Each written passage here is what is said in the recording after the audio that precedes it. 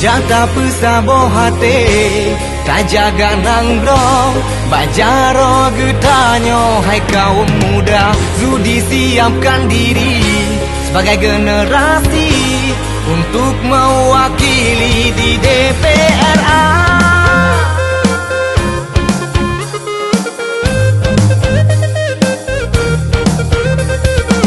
Tanyo generasi muda harus berdiri, yakinkan hati kita semua. Harapan nanggroba getanyo yang muda-mudi, demi aspirasi kita bersama. Yuk ayo ayo kita satukan hati, bersama-sama satukan visi.